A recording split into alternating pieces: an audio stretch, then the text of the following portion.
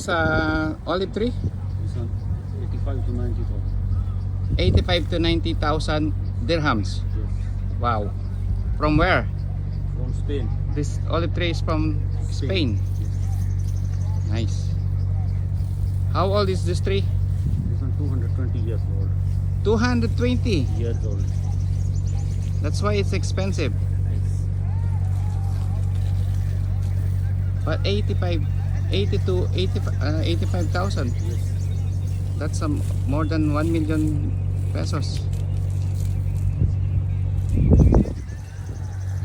And this small one? This one 3,500. And how old is this? 35 years old. Not only 35. But this one is 1 million pesos. So this one, guys, is 120,000 dirhams. 260 years old. 8 meters span. Also from Spain?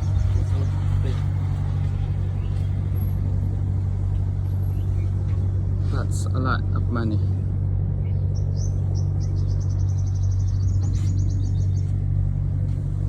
Olive trees.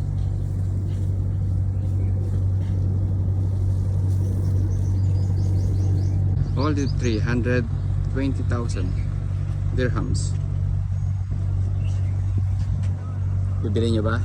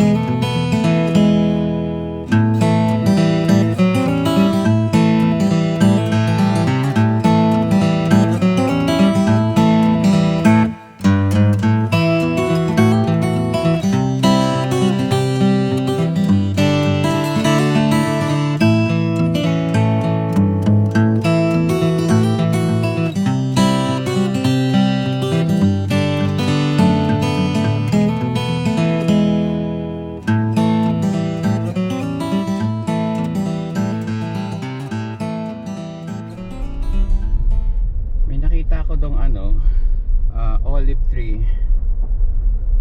Yung isa niyang pinakamalaki na 8 meters yung wide. 120,000 dirhams. So nasa 1.5 million para sa isang olive tree. At recently daw may bumili dun na Pakistani, dalawa. Nag-bill siya ng 300,000.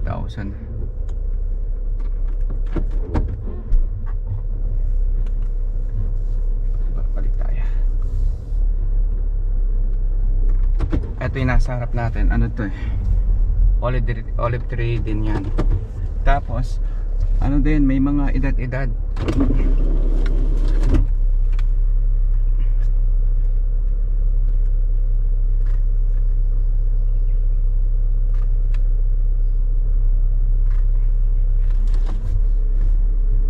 So merong yung isa kaya mahal, 260,000 ay 260 years old na siya. Kaya siguro mahal. Pero yung mga olive trees nila rito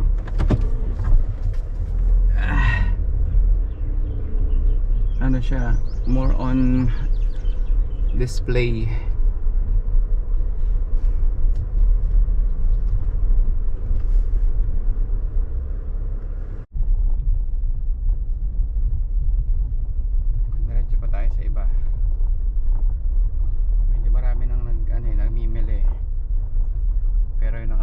Yung mga presyo ng mga olive trees.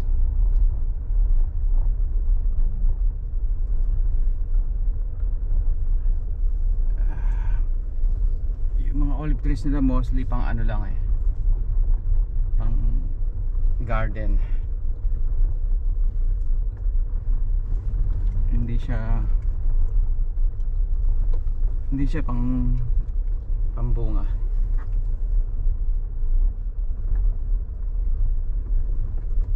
Balik tayo doon, gusto kong bilhin yung malunggay. May nakita akong malunggay eh. Lagay ko sa balcony.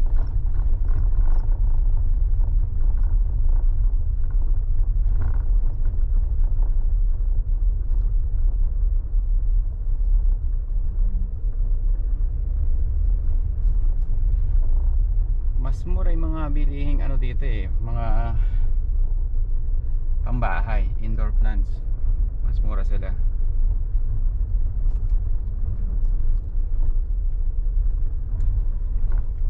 Ano pa ba dito? Tingnan natin dito.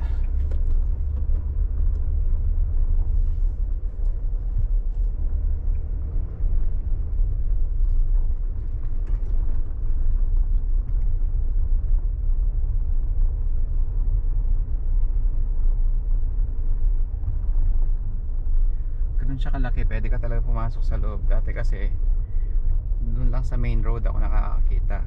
So park ka doon, tapos ikot-ikot ka na. Meron pa palang nakatago dito pagkalaki-laki. More than 100 shops. Hindi ako makakaway, akala nila bibili ako.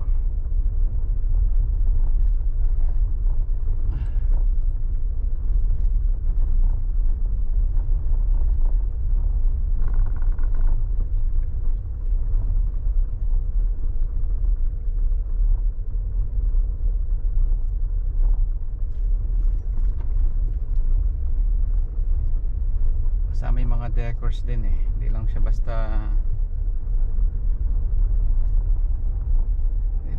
ano eh, mga halaman.